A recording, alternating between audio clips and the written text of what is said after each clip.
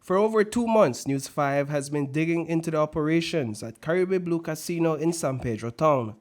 Our investigation uncovered an unauthorized ATM dispensing U.S. currency, prompting swift action from multiple law enforcement agencies.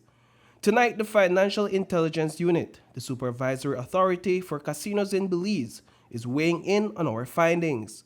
We spoke with FIU Director Lenny Yisigiri Magan to get their perspective. Speaking generally to investigative matters, enforcement matters, the FIU, to protect the integrity of these processes and of our investigations, are under strict confidentiality obligations.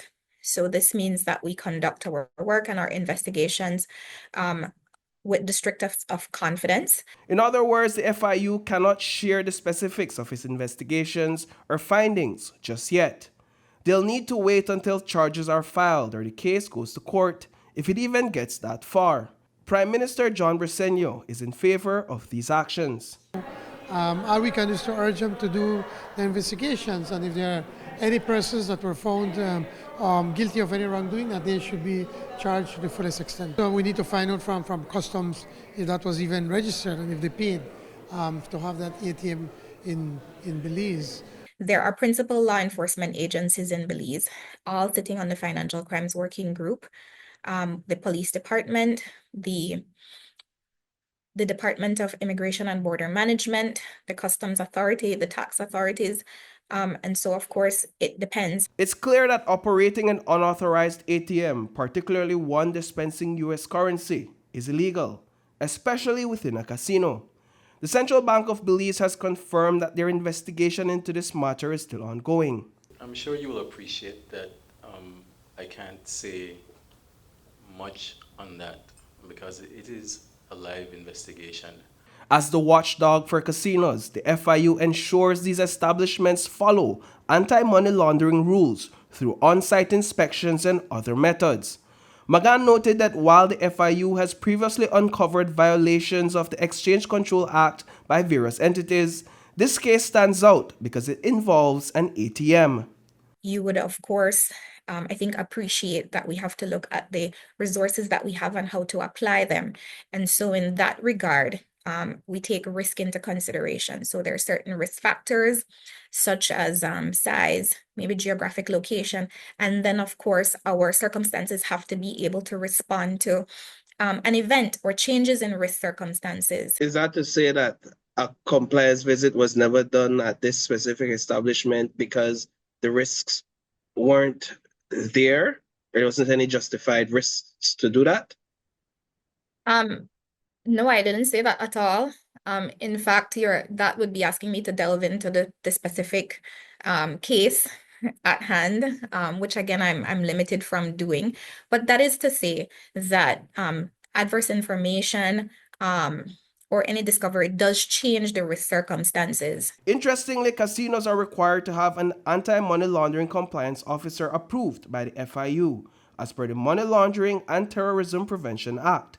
So, how did Caribi Bleu Casino's compliance officer miss or fail to report this unauthorized ATM? Once again, Magan couldn't delve into the specifics of the case.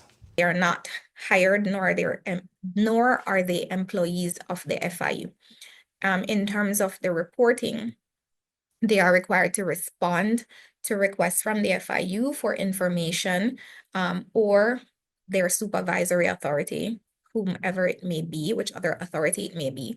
And then they also have an obligation to report suspicious transaction reports, as well as ensure that other aspects of the compliance regime are in place. Our investigation also revealed that the name Caribi Bleu Casino is not registered on FIU's website. So, is this a simple oversight, or is the casino operating under a different name than the one it's registered with? Could it be a case where businesses trade under a different name than that which they're registered? So what I will say is that in terms of the names that are published on our website, that is a list of the entities that are currently registered with us.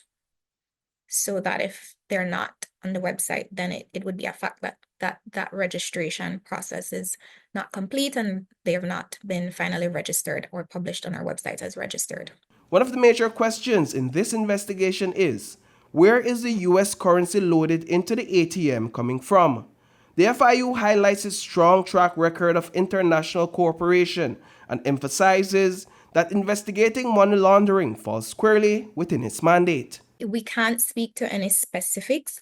However, it is obviously within the FIU's mandate to investigate money laundering as well as financial crimes.